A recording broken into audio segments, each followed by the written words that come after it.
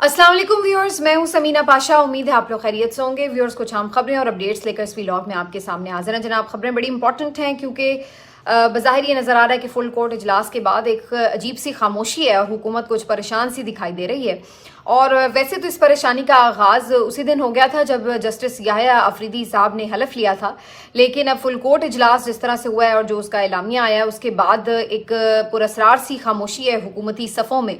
और ना ही उसके जो हामी सहाफ़ी हैं वो उस तरह बढ़के मारते नज़र आ रहे हैं जो कि नॉर्मल रूटीन में वो नज़र आते थे। तो इसकी वजह क्या है? क्या हुकूमत कुछ सेंस कर रही है कि कहीं मामलात उनके हाथ से निकल जाएंगे? दूसरी तरफ ख्वाजा आसिफ साहब ने भी आज एक गुफ्तगू भी की और उसी को ट्वीट में भी लिखा और कुछ ऐसे खदशात का इजहार किया कि जैसे उन्हें कुछ महसूस हो रहा है कि अंडरग्राउंड पीटीआई के साथ कुछ मामलात ठीक हो रहे हैं। क्या वाकई पीटीआई के साथ मामलात ठीक हो रहे हैं? क्योंकि जो आज हमने प्रेस कॉन्फ्रेंस देखी है और जो आज हम जुल्म सितम का बाजार गर्म देख रहे हैं वो तो हमें किसी और बात की नवीद सुना रहा है। इसके ऊपर भी तफसीली आपके साथ चीज़ें डिस्कस करेंगे और फिर थोड़ी बात करेंगे इस्लामाबाद पुलिस की भी, जहाँ पर आज हमने देखा एक बहुत बड़ी दहशतगर्द को उनके शौहर के साथ ही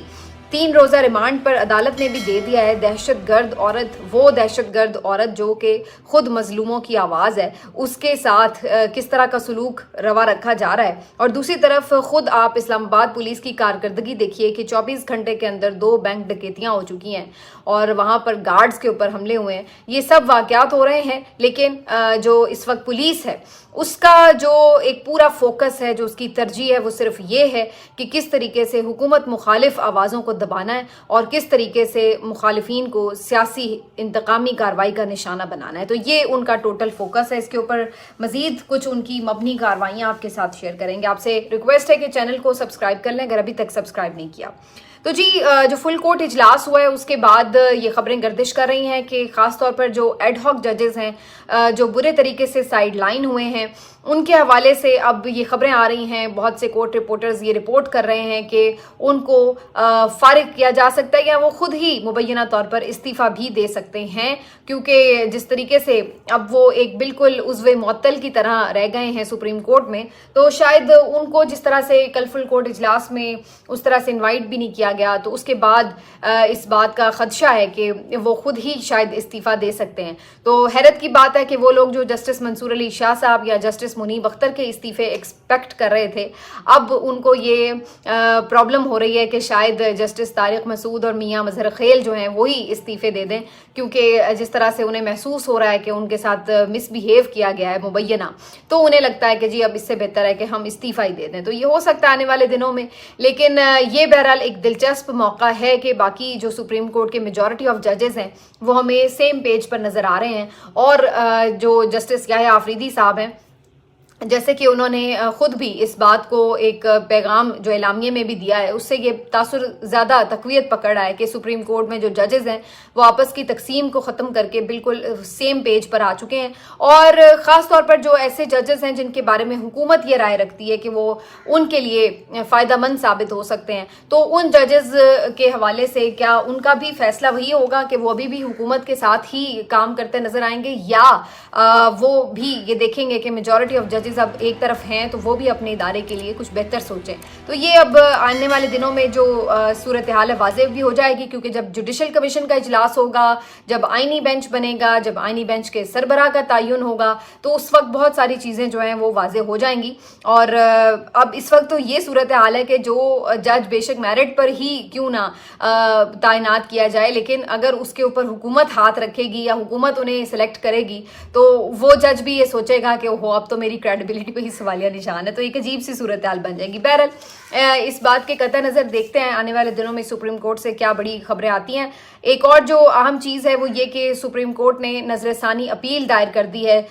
जो इन्होंने इलेक्शन ट्रिब्यूनल का फैसला दिया था काजी फायज़ साहब ने पंजाब के, उसके लिए उन्होंने एक नज़रसानी अपील दायर कर दी है। तो सुप्रीम कोर्ट में मुख्तलिफ अपीलें दायर कर रही है पीटीआई, जो कि उन्होंने अभी तक संभाल के रखी थी कि काजी साहब चले जाएंगे तो ये अपीलें दायर की जाएंगी। तो इनमें अब आप देख دیکھ سکتے ہیں کہ یہ ملٹری ٹرائل کی ارلی ہیئرنگ کے لیے اپیل ہے، اس کے بعد مخصوص نشستوں پر عمل درآمد کے حوالے سے اپیل ہے، اب یہ تیسری اپیل دائر کی گئی ہے۔ لیکن حیرت انگیز طور پر ابھی تک 26ویں آئینی ترمیم کو چیلنج نہیں کیا گیا پی ٹی آئی کی طرف سے، اگرچہ مختلف بارز نے اس کے اوپر اپنی جو درخواستیں وہ جمع کرائی ہیں، لیکن پی ٹی آئی اس میں ابھی تک فریق نہیں بنی۔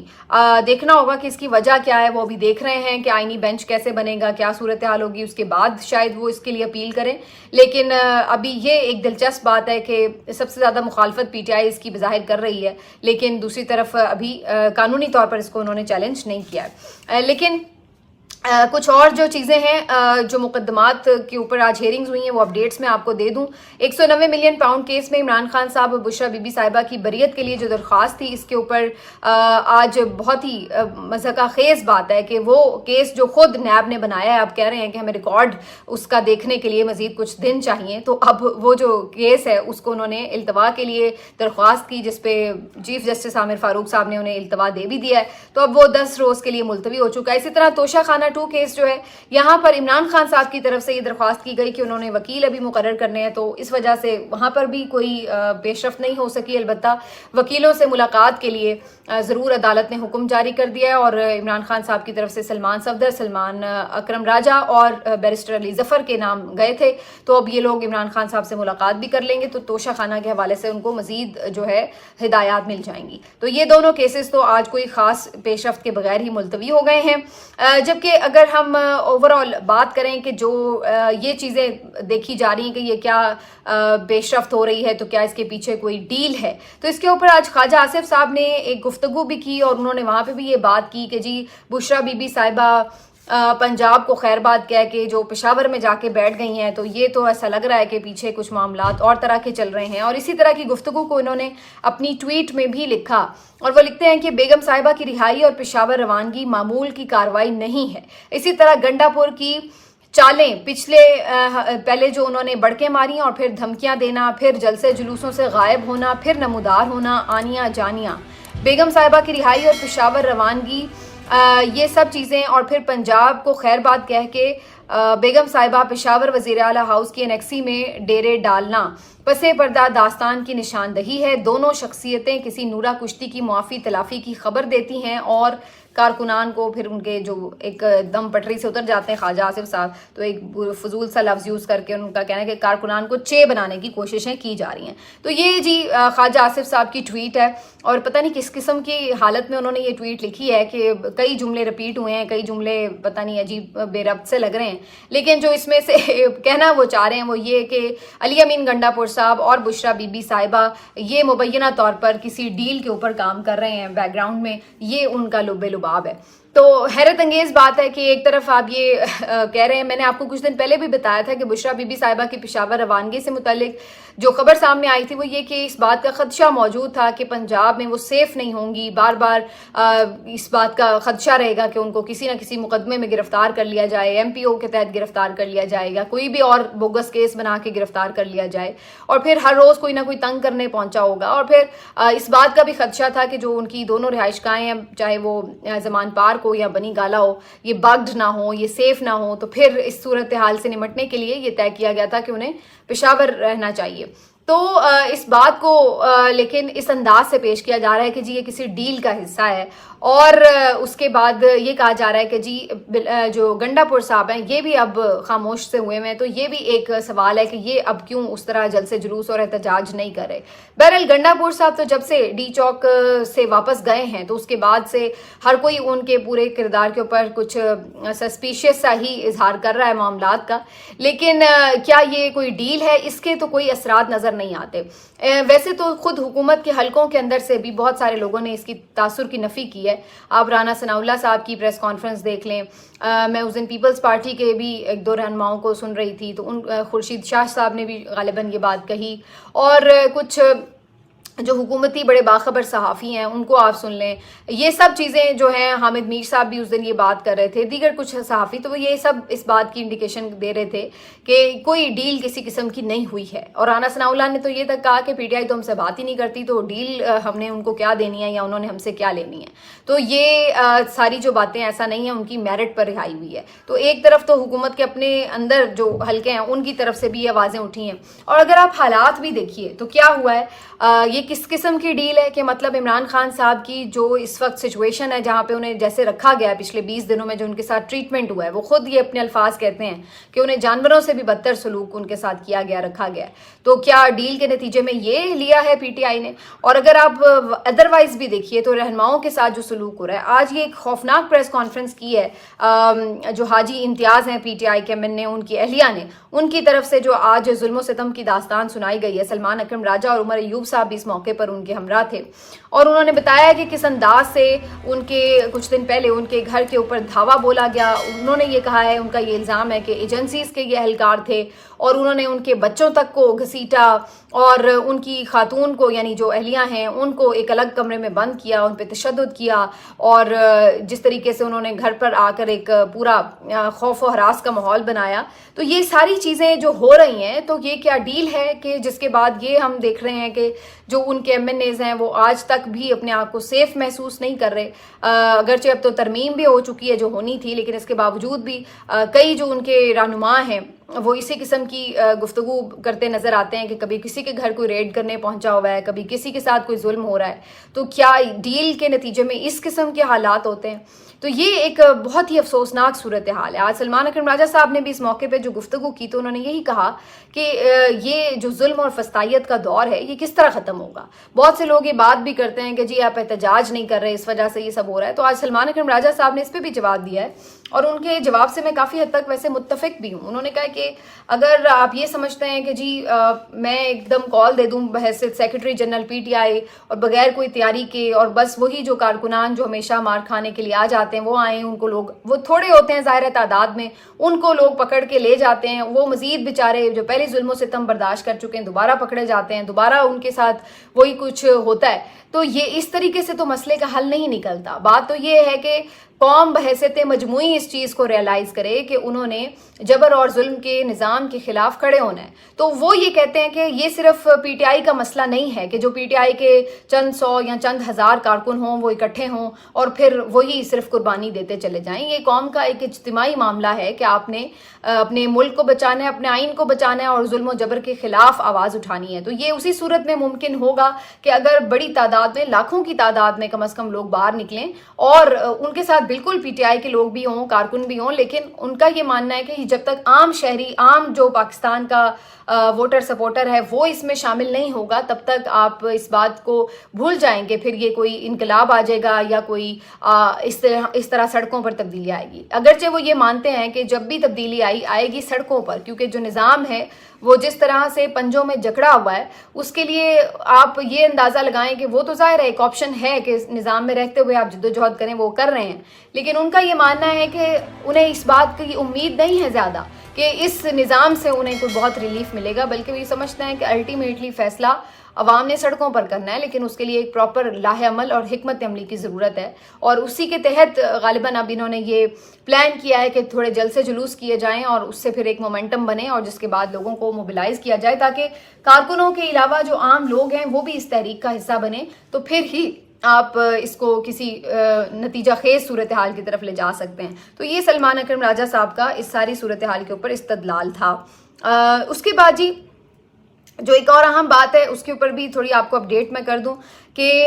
آج سپریم کورٹ بار ایسوسی ایشن کے ہیں جی الیکشن، اور یہاں پر آج صورتحال یہ ہے کہ عام طور پر دو روایتی جو گروپ ہیں آمنے سامنے ہوتے ہیں، ایک آسمہ جہانگیر خان صاحب کا گروپ ہے اور دوسرا حامد خان صاحب کا گروپ ہے. تو آسمہ جہانگیر صاحبہ کا جو گروپ ہے وہ ہمیشہ سے اینٹی اسٹیبلشمنٹ اور بڑے نظریاتی لوگ سمجھے جاتے ہیں، اور دوسری طرف حامد خان صاحب کا جو گروپ ہے یہ بڑا پروگریسو سا گروپ سمجھا جاتا ہے. لیکن حیرت انگیز طور پر اب جو پوزیشنز ہیں وہ تبدیل ہو چکی ہیں. اس وقت یہ دیکھا جا سکتا ہے کہ جو آسمہ جہانگیر صاحبہ کا گروپ ہے وہ اس وقت پرو اسٹیبلشمنٹ گروپ نظر آتا ہے، وہ حکومت کا حامی اور اس سارے ہائیبرڈ رجیم کا حامی نظر آتا ہے. جبکہ جو حامد خان صاحب کا گروپ ہے وہ چونکہ پی ٹی آئی اس میں زیادہ انفلوئنس رکھتی ہے تو وہ آپ کو زیادہ اینٹی اسٹیبلشمنٹ اور نظریاتی گروپ نظر آ رہا ہے. تو بہرحال آج ان کے الیکشنز ہیں اور جو انٹرسٹنگ بات ہے اس میں وہ یہ کہ جو اسما جہانگیر صاحبہ والا گروپ ہے اس کو زیادہ جو ایک پوری توجہ اور کہہ لیجیے آپ کی امید ہے وہ حکومت سے ہے کہ جی یہاں پر چونکہ پیسہ تو ہر ایک کو چاہیے ہوتا ہے اور بارز کو جس طرح سے گرانٹس ملتی ہیں جس طرح سے ان کو مراعات ملتی ہیں تو اس سے ان کو اس بات کا تاثر ملتا ہے کہ جی یہاں پر جو ہمیں ملے گا یہاں سے جو ہمیں فائدے ملیں گے اس طرف ہمیں جانا چاہیے. تو یہاں پر آج جو اس دفعہ ایک بہت بڑا اٹریکشن دیا گیا ہے پورے وکلا کمیونٹی کو وہ ہاؤسنگ سوسائٹی کا ہے. اور اب بظاہر یہ نظر آ رہا ہے کہ اگر وکلا کا یہ جو احسن بھون اور اعظم نذیر تارڑ والا گروپ ہے اگر یہ کامیابی حاصل کرتا ہے تو ان کو یہ لالی پاپ ہے, پتہ نہیں اب یہ حقیقت ہے یا لالی پاپ ہے, لیکن یہ انہیں امید ہے کہ جی وہ جو ہاؤسنگ سوسائٹی ہے اس کے لیے وکلا کے لیے بڑی کوئی ایک اٹریکٹیو چیز ہو جائے گی. جبکہ دوسری طرف حامد خان صاحب کا جو گروپ ہے وہ یہ کہہ رہا ہے کہ جی ہم اس وقت عدلیہ کی آزادی, آئین کے تحفظ کے لیے, انسانی حقوق کی پامالیوں کے خلاف لڑ رہے ہیں, کھڑے ہیں. تو وہ اپنا نظریہ جو ہے وہ اس کو لے کر سامنے آ رہے ہیں. تو آج دیکھنا یہ ہے کہ آج پلاٹوں کی جیت ہوتی ہے یا پھر آج نظریے کی جیت ہوتی ہے. بظاہر لگ رہا ہے کہ جو پلاٹ ہیں وہ زیادہ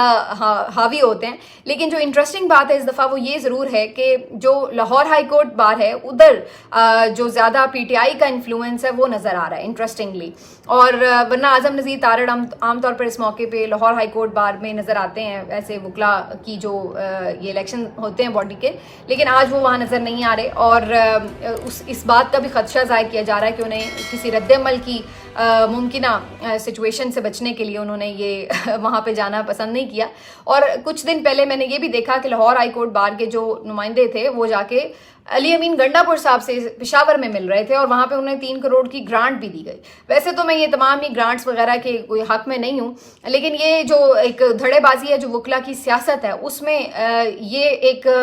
عجیب سا فیکٹر ہے کہ لاہور کی بار کا پشاور کے صوبے کے چیف منسٹر سے کیا تعلق کہ انہوں نے وہاں جا کے جو ہے ان کو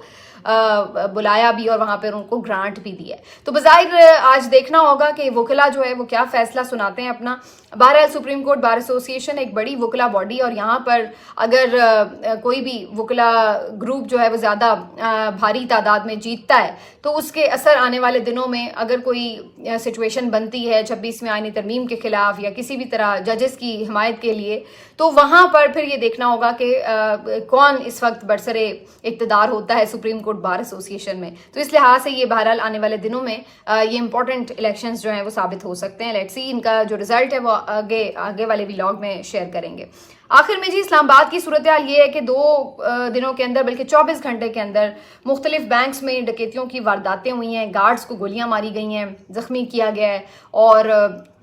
لوٹا گیا بینکس کو. اور یہ کوئی پہلے واقعات نہیں ہے, اس سے پہلے بھی ہم